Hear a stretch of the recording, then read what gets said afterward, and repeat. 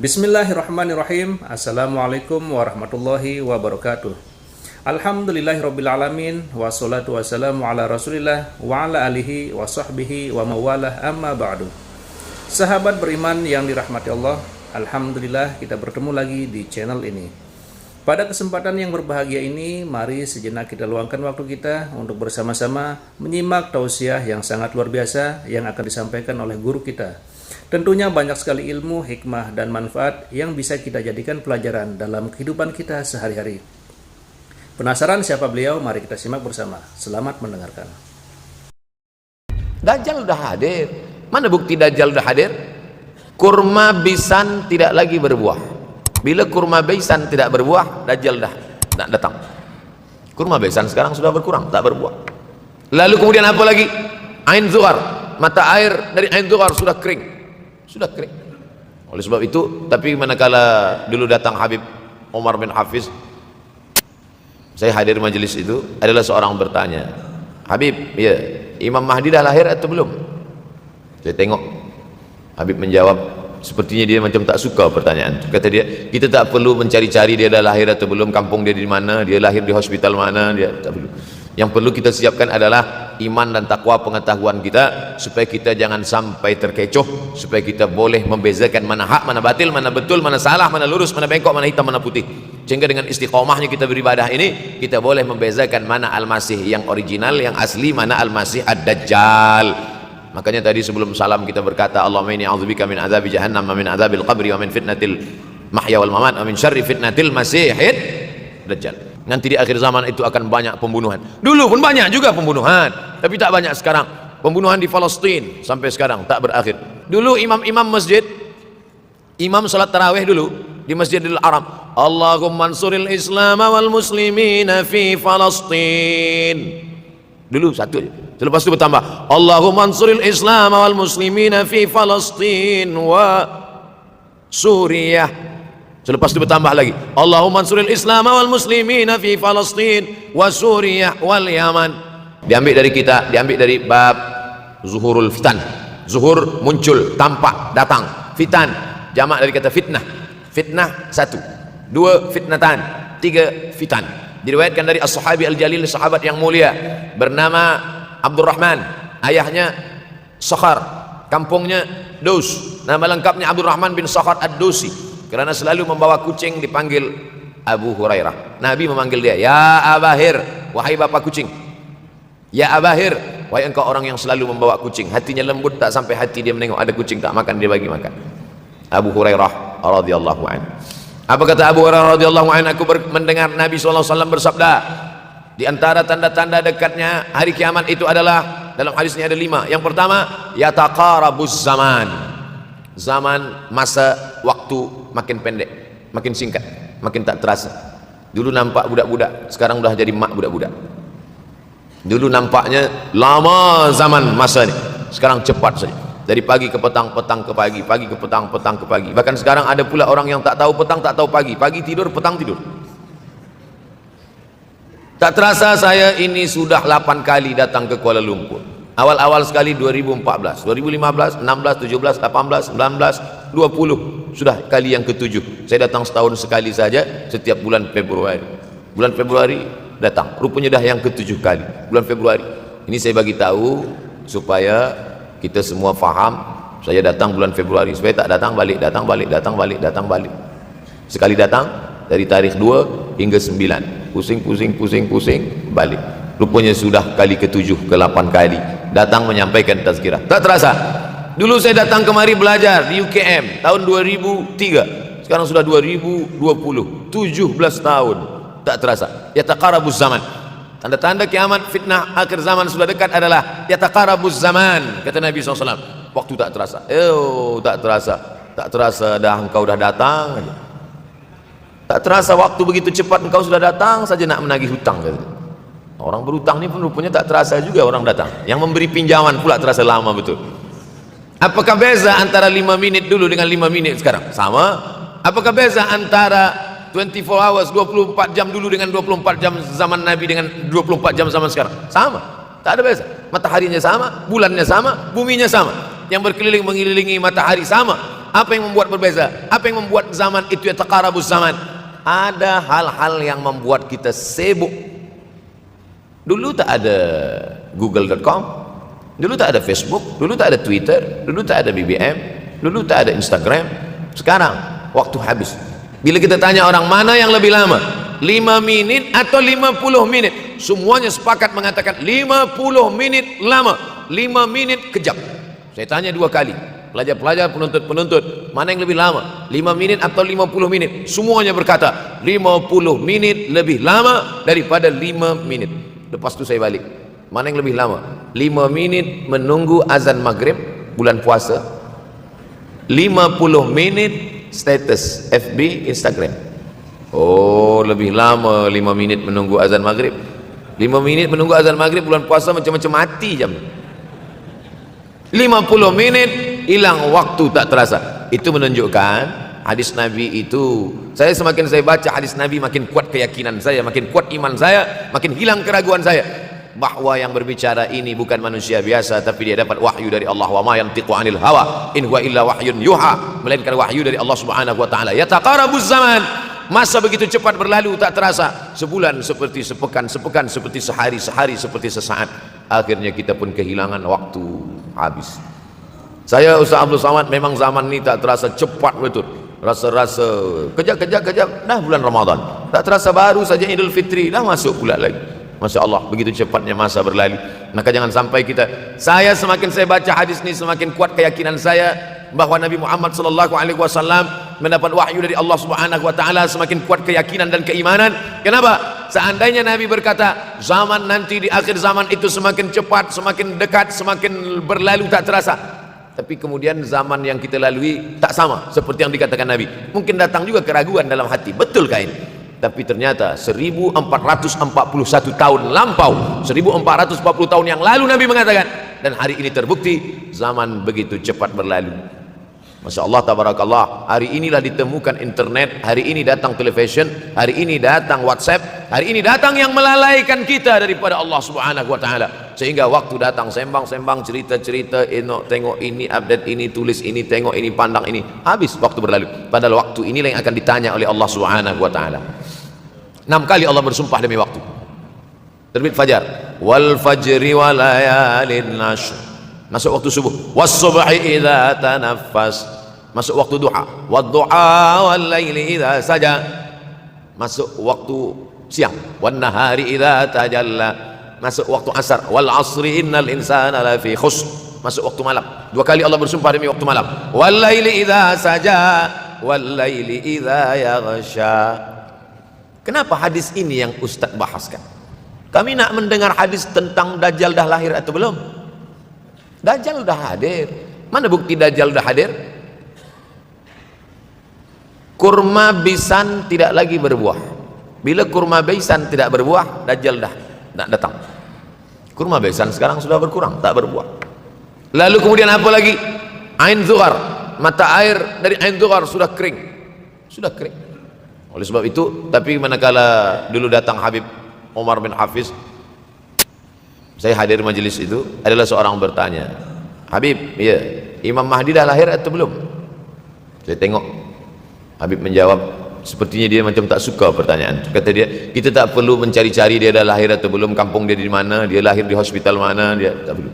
Yang perlu kita siapkan adalah iman dan takwa, pengetahuan kita, supaya kita jangan sampai terkecoh, supaya kita boleh membezakan mana hak, mana batil, mana betul, mana salah, mana lurus, mana bengkok, mana hitam, mana putih. Sehingga dengan istiqomahnya kita beribadah ini, kita boleh membezakan mana Al-Masih yang original, yang asli, mana Al-Masih Ad-Dajjal. Makanya tadi sebelum salam kita berkata, Allahumma inni a'udzubika min adzabi jahannam wa min adzabil qabri wa min fitnatil mahya wal mamat wa min syarri fitnatil masihid dajjal. Membaca, menghafaz 10 ayat di awal surah Al-Kahfi. Siapa yang menghafaz 10 awal ayat, hadis lain mengatakan 10 akhir, 10 awal 10 akhir, elok dua-duanya. Tapi Masya Allah, tabarakallah, anak-anak kita yang pakai jubah, pakai sorban putih ini, daripada tahfiz Quran, mereka tidak hanya menghafaz 10 awal 10 ujung, dari awal sampai ujung dia hafaz, 30 juzuk dia hafaz. Mudah-mudahan anak-anak kita penghafaz Al-Quran. Allahumma ja'al abna'ana wa banatina min huffazil Quran wal hafizat. Jadikan anak-anak kami menjadi para penghafaz Al-Quran, ya Allah. supaya selamat dia daripada fitnah Al-Masih Ad-Dajjal. Tapi saya pilihkan hadis tentang yang 5 ini. Dengan 5 ini kalau kita amalkan, insya Allah Allah akan selamatkan kita dari fitnah akhir zaman ini. Yang pertama, manfaatkan waktu, karena waktu di akhir zaman ini yataqarabus zaman, karena waktu semakin dekat tak terasa hilang berlalu. Maka isilah waktu ini dengan ibadah. Jangan sampai ada waktu yang kosong. Duduk sejenak kosong berselawat, Allahumma shalli ala sayyidina Muhammad wa ala ali sayyidina Muhammad, Allahumma shalli ala sayyidina Muhammad wa ala ali sayyidina Muhammad. Sempat-sempatkan ambil wudu, salat duha walau 2 rakaat. Sempat-sempatkan sebelum tidur malam salat witir 3 rakaat, supaya tidur kita sentiasa dalam wudu dan kita sempat salat witir. Andai mati kita malam itu, insyaallah mati dalam keadaan husnul khatimah. Usolli sunnatal witri 3 rakaatin lillahi ta'ala. Nanti malam jaga, tidak witir lagi, hanya tahajud saja. Sempat-sempatkan solat tahajud. Elok amat sangat baik solat wudu 2 rakaat. Usolli sunnatal wudu rakaatain lillahi ta'ala. Selepas solat wudu solat sunat taubat. Usolli sunatat taubat rakaatain lillahi ta'ala. Selepas solat sunat taubat solat sunat hajat. Usolli sunatal hajat. Selepas itu barulah solat sunat tahajud 8 rakaat. Nak tambah lagi 10, 12, 14 elok, tak salah, karena dia tiada batasan. Adakah sahabat Nabi yang melakukan ini? Ada. Qatadah bin Nu'man dari selepas Isya sampai azan subuh. Imam Ahmad bin Ambal dari selepas Isya sampai azan subuh. Bahkan mereka mengkhatamkan Al-Quran dalam tahajud mereka. Maka bahkan ada imam yang disebut dengan As-Sajjad, kerana banyak sujud kepada Allah Subhanahu wa ta'ala. Masya Allah, sangat luar biasa tausiah yang sudah disampaikan oleh guru kita. Sahabat beriman yang dirahmati Allah, tetaplah di channel ini karena kajian ini belum selesai dan masih banyak lagi hal-hal menarik yang akan disampaikan oleh beliau. Tetaplah di channel ini dan mari kita lanjutkan kembali. Selamat mendengarkan. Karena akhir zaman ini godaan begitu besar. Dulu orang tengah malam tahajud, jam 2 malam, jam 3 malam dia bangun. Karena dia membaca hadis sab'atun yudhilluhumullah. Ada 7 golongan yang mendapatkan naungan Allah. Yauma la dhilla illa dhilluh. Hari itu tak ada naungan kecuali naungan Allah. Rajulun, ada seseorang. Zakarallah, dia berzikir dengan Allah khalian di tengah malam, tak ada manusia. Fafadat ainahu, menetes air mata. Maka yang pertama ini, jangan sampai kita kehilangan waktu, karena waktu al-waktu kasaif, waktu ini seperti pedang. Illam taqta'hu qata'aka. Kalau tidak kau patahkan dia, kalau kau dapat pedang patahkan. Sebab kalau tidak kau patahkan, dia yang akan memotong engkau, mematahkan tulang-tulang engkau. Waktu ini kalau tidak kita manfaatkan, kita akan ditanya tentang waktu, kemana saja waktu yang sudah kau pakai. Inna sam'a, pendengaran, wal basar, penglihatan, wal fuad, hati, kullu ulaika kana anhu mas'ula. Semua akan disoal, semua akan diminta tanggung jawab di hadapan Allah. Kemana waktu yang sudah aku bagi dulu engkau pakai? Yang pertama nanti ditanya, la tazulu qadama 'abdin yaumal qiyamah. Kaki anak Adam tidak akan bergeser, tidak akan beralih dari tempat tegaknya pada hari kiamat, hatta yus'al, sampai dia disoal, sampai dia ditanya. La tus'alunna yauma idzin 'anin na'im. Banyak yang akan ditanya nanti, tapi Nabi bagi tahu di antara yang akan ditanya dari sekian banyak nikmat itu 4. Yang pertama, an umrihi fima afnah. Umur kemana engkau habiskan? Hari ini ada anak-anak muda belia umurnya 17 tahun. 17 tahun habis menghafaz Al-Quran. 17 tahun habis iktikaf dalam masjid. 17 tahun habis berzikir, berjubah, bersorban, mengabdikan ilmu, berkhidmat kepada ulama. 17 tahun habis. Tapi ada pula yang dibalik, 71 tahun habis. Rumah, office, kopi, rumah, office, kopi, rumah, office, kopi, batuk, mati, habis. Nah, apa yang dapat kita bawa menghadap Allah SWT? Yang pertama, yataqarabuz zaman. Yang kedua adalah wa yanqusul ilmu.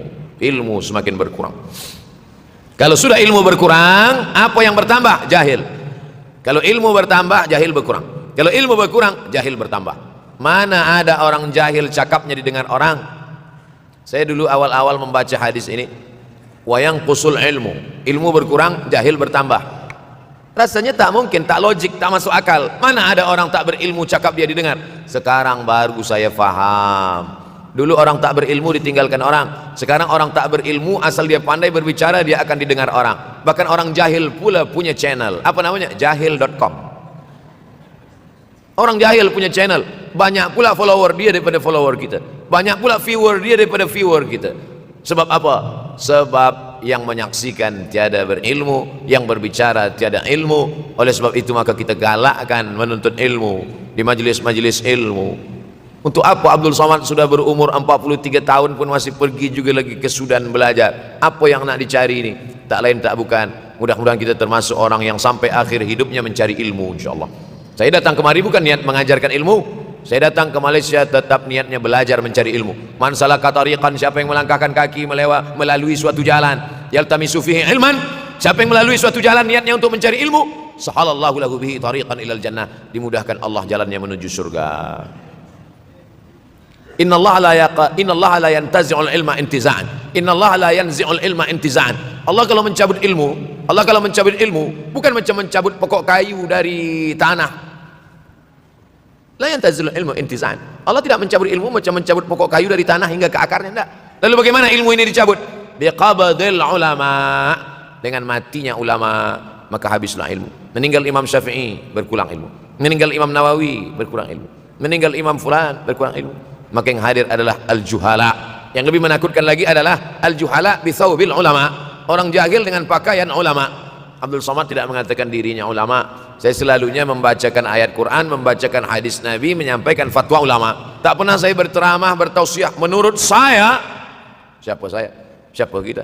Syafi'i manusia, saya manusia. Syafi'i boleh berfatwa, saya juga boleh berfatwa. Imam Syafi'i berfatwa, Al-Quran 30 juzuk dalam kepala dia. Kita juzuk 30 pun kadang-kadang hilang. Imam Syafi'i balik dari masjid ke rumah, dia tutup telinga.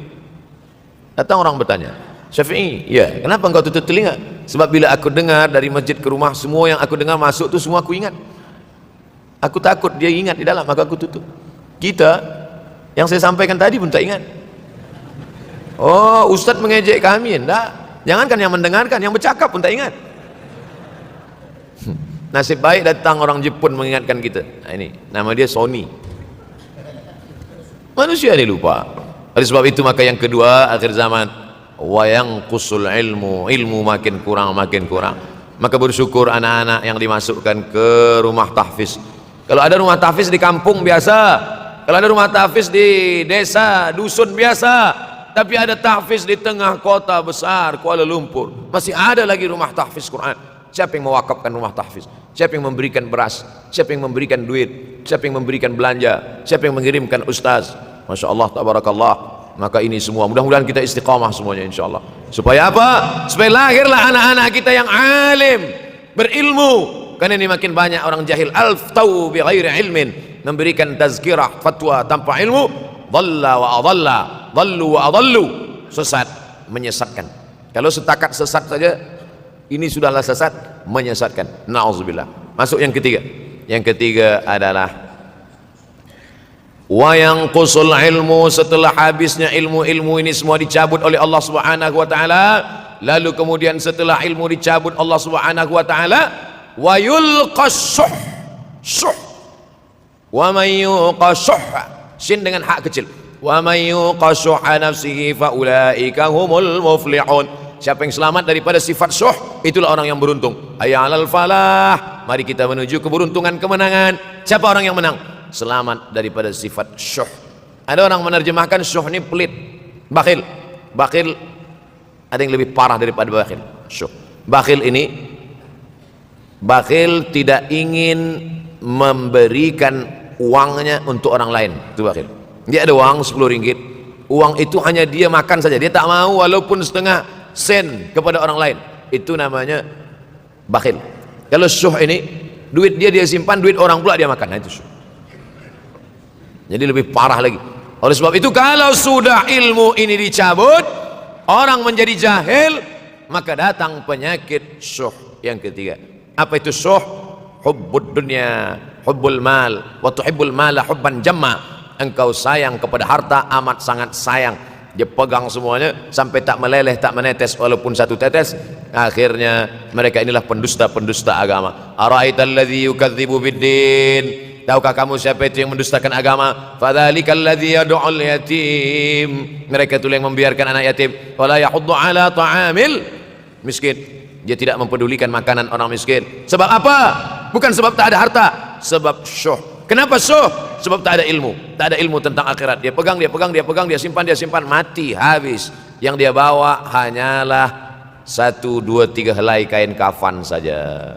Itulah mengapa Sultan Turki, Sultan Muhammad Al-Fatih, Sultan Abdul Hamid, coba tengok gambar Sultan Muhammad Al-Fatih, Sultan Abdul Hamid Turki dulu. sorban dia besar-besar. Saya dulu terkejut, lama saya tengok, kenapa sorban orang Turki ini besar-besar. Lama-lama saya baca, rupanya sorban orang Turki itu kain kafan. Tuan-tuan balik dari sini beli kain kafan 2 meter, ikatkan kepala, bawa sembahyang supaya ingat mati. Bolehkah menyiapkan kain kafan? Baca kitab Tambihul Mughtarrin, peringatan bagi orang-orang yang tertipu. Di situ ditunjukkan banyak ulama, bahkan mereka menggali tanah di dalam rumahnya, malam-malam dia tahajud, selepas tahajud dia duduk di dalam tanah itu supaya terasa bagaimana rasanya mati. Gali tanah 2 meter, masuk ke dalam. Tapi kalau nak buat itu kita saja dengan Allah, jangan pula. Banyak juga orang sekarang udah gali tanah masuk ke dalam, streaming pula.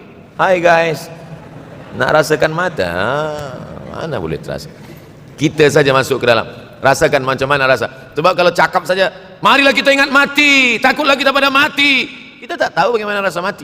Kalau nak merasakan bagaimana rasa mati, nanti kalau ada orang mati meninggal dunia, masuk kita ke dalam, kita sambut jenazah, kita letakkan, kita duduk, rasakan. Ketika Fatimah meninggal, Fatimah emak Sayyidina Ali meninggal, Nabi masuk ke liang lahat. Masuk Nabi ke liang lahat, Nabi berdoa di dalam. Ketika Utsman bin Maz'un meninggal, Nabi masuk ke dalam, Nabi pegang jenazah Utsman bin Maz'un, meleleh air mata Nabi, turun ke misai, turun ke janggutnya, turun menetes sampai ke bawah. Merasakan bagaimana rasanya di dalam. Dulu saya pernah berjumpa dengan seorang pemuda, telinga dia pakai anting subang, lalu kemudian saya tengok banyak tato dia. Saya tanya, macam mana cerita awak bertaubat dulu? Mak saya meninggal, Ustaz Abdul Somad. Lepas tu saya tegak di tepi kubur. Macam ada yang menolak saya dari belakang, masuk saya ke dalam. Masa masuk itulah terasa sejuk di kaki, datang rasa takut saya. Makanya kalau ada orang yang sudah kita bagi tazkirah, bagi nasihat tak juga, nanti ada orang meninggal, bawa dia agak dekat, senggolkan sikit, jatuh. Gitu caranya supaya kita terasa mati ini, supaya apa? Hilangkan penyakit syuh, cinta harta, takut mati, dan membuat kita menjadi bakhil, pelit, na'udzubillah. Yang keempat, wa tazharul fitan. Ini yang terkait dengan tajuk kita yang keempat, wa tazharul fitan. Banyaklah fitnah, siksa. Dulu masa saya kelas 1 madrasah tahun 1990, berkumpullah kami bersama-sama dengan cikgu mengkaji masalah apa? Masalah Bosnia Herzegovina, mengamuk Slobodan Milosevic, menghancurkan umat Islam di Bosnia. Sampai ada yang meminta fatwa kepada Syekh Yusuf Al-Qardawi, bolehkah perempuan yang perempuan Bosnia yang dirogol tentara Serbia hamil, bolehkah dia menggugurkan anaknya? Kata Syekh Yusuf Al-Qardawi, tak boleh. Maka dia biarkan saja anak itu lahir dan dia tidak dianggap berdosa karena ini sudah takdir Allah SWT. Bagaimana mereka dibunuh? Maka makin banyaklah selepas Bosnia datang pula yang terjadi di Rohingya, di Uighur, umat Islam. Berkumpullah presiden-presiden negeri Islam di Kuala Lumpur. Erdogan datang, kumpul semuanya membahas bagaimana nak menolong Muslim Uighur. Rupanya umat Islam pun tak sanggup nak menolong. Apa yang boleh dilakukan di Uighur? Berdoalah umat Islam. Rupanya Allah kalau mau menolong, mudah saja Allah menolong. Tidak datang rudal skat, tidak datang tentera, tidak datang senjata, cukup datang corona, selesai. Allah Subhanahu wa taala, wa makaru wa makarallah. Mereka membuat tipu daya, Allah balas dengan tipu daya yang lain. In tansurullah, kalau kau tolong, ittaqu da'watal mazlum, takutlah kamu terhadap doa orang-orang yang teraniaya. Fa innahu laisa bainahu wa bainallahi hijab, karena di antara dia dengan Allah tak ada hijab sama sekali. Wa yakthurul wa tazharul fitan, banyaklah fitnah. Yang terakhir, yang kelima, wa yakthurul haraj. Wa yakthurul haraj, banyak terjadi haraj, kata Nabi. Sahabat pun bertanya, ya Rasulullah, wa mal haraj? Apa haraj itu ya Rasulullah? Kata Nabi SAW, al haraj al qatlu. Nanti di akhir zaman itu akan banyak pembunuhan. Dulu pun banyak juga pembunuhan, tapi tak banyak sekarang. Pembunuhan di Palestina sampai sekarang tak berakhir. Pembunuhan Rohingya tak berakhir. Pembunuhan di Uighur, pembunuhan. Dulu imam masjid, imam salat tarawih dulu di Masjidil Haram, Allahumma ansuril Islam wal muslimina fi Palestin. Dulu satu aja. Selepas itu bertambah, Allahumma ansuril Islam wal muslimina fi Palestin wa Suriah. Selepas itu bertambah lagi, Allahumma ansuril Islam wal muslimina fi Palestin wa Suriah wal Yaman.